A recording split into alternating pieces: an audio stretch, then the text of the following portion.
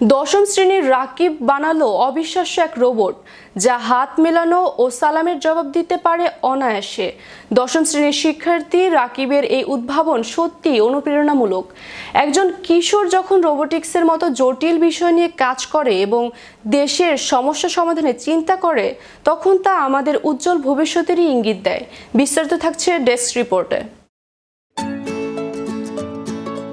এবার দশম শ্রেণীর রাকিব বানালো অবিশ্বাস্য এক রোবট যা হাত মেলানো ও সালামের জবাব দিতে পারে অনায়াসে। দশম শ্রেণীর শিক্ষার্থী রাকিবের এই উদ্ভাবন সত্যি অনুপ্রেরণামূলক। একজন কিশোর যখন রোবোটিক্সের মতো জটিল বিষয় নিয়ে কাজ করে এবং দেশের সমস্যা সমাধানে চিন্তা করে, তখন তা আমাদের উজ্জ্বল ভবিষ্যতেরই ইঙ্গিত দেয়। বাংলাদেশের আনাচে কানাচে ছড়িয়ে আছে বিস্ময়কর সব প্রতিভা। সেই প্রতিভারই এক উজ্জ্বল দৃষ্টান্ত টাঙ্গাইলের দশম শ্রেণীর শিক্ষার্থী রাকিব। মাত্র 15-16 বছর বয়সী সে তৈরি করে ফেলেছে এমন এক রোবট যা কেবল হাত মেলায় বা সালামের উত্তরই দেয় না, বরং চিকিৎসা বিজ্ঞানেও বিপ্লব আনার সক্ষমতা রাখে। রাকিবের তৈরি এই রোবটটি তার চতুর্থ সংস্করণ। এই কিশোর উদ্ভাবকের দাবি, তার এই রোবটটি টেলিমেডিসিন বা দূরবর্তী চিকিৎসায় এক যুগান্তকারী ভূমিকা রাখতে পারে।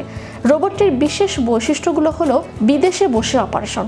রোবটটির মাধ্যমে বিশ্বের যে কোনো প্রান্তে বসে একজন বিশেষজ্ঞ ডাক্তার অন্য দেশের রোগীকে পর্যবেক্ষণ ও প্রাথমিক অস্ত্রোপচার পরিচালনা করতে পারবেন। এটি একা একা চলাচল করতে পারে এবং এর চোখে লাগানো ক্যামেরার মাধ্যমে চারপাশের পরিবেশ পর্যবেক্ষণ করতে পারে। সালাম দেয়া, সালামের উত্তর নেয়া এবং মানুষের সাথে হাত মেলানোর মতো সামাজিক আচরণে সক্ষম এই রোবটটি। কাজের পাশাপাশি রোবটটি নাচতেও পারে এবং নির্দিষ্ট সময় পর এটি স্লিপ মোড বা ঘুমানোর ভঙ্গি করতে পারে। রাকিব বলেন, এটি আমার চতুর্থ রোবট।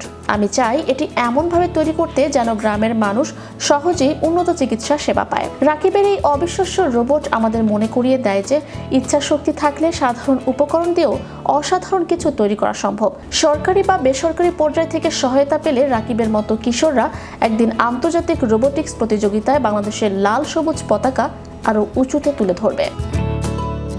ম্যাজিক বাংলা টিভি, বিনোদন ডেস্ক।